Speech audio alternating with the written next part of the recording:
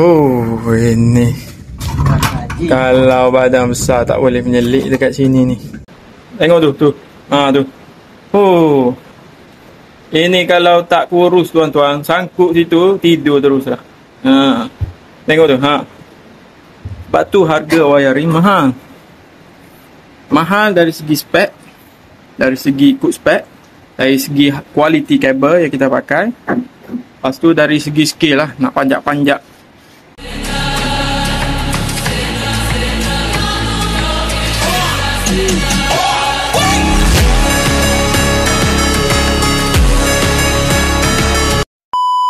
Perjalanan kabel kita dah hampir settle. So itu adalah main sub kabel daripada main DB ke sub DB, masuk ke trunking 2x2.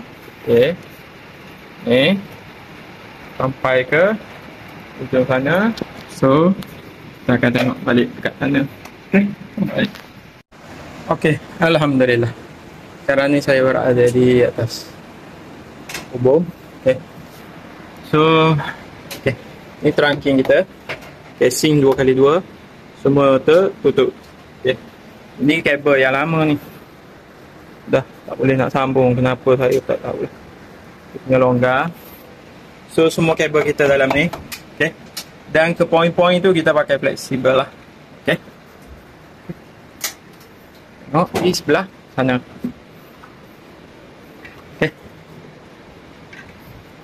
Okay, semua bertutup kita punya trunking.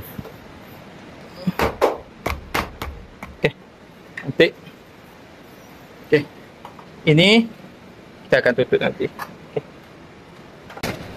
Kalau boleh bahagian atas ni kita bagi tutup lah, untuk keselamatan daripada gangguan binatang lah. Okay, so tertutup. Okay. Alhamdulillah. So nanti kita buat. Okay, itu turun ke DB box. DB box bahagian bawah lah untuk sub DB. Okay. So kita tutup, bagi tak ada satu ruang pun untuk tikus masuk lah. Okay. Ini yang asal ni, tengok yang asal. Benda wayang yang asal lah, sambungan konektor untuk waktu turun lama. So atas bumbu ni faham lah, panas.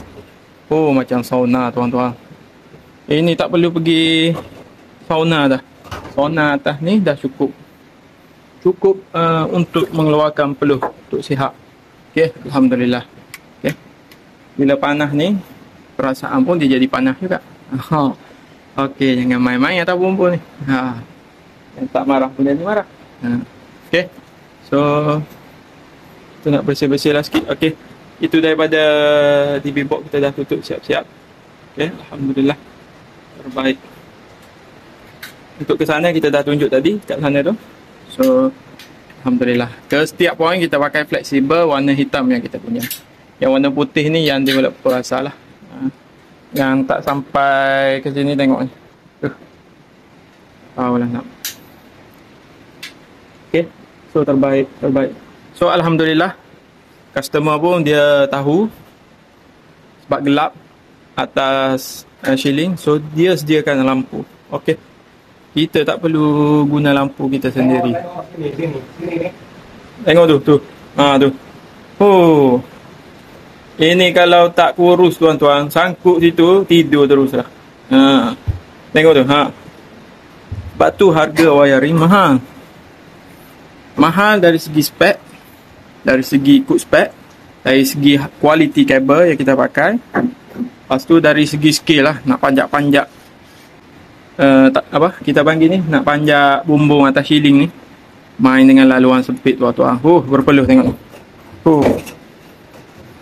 Okay, itu sekadar perkongsian. Okay, terbaik. Okay, terbaik.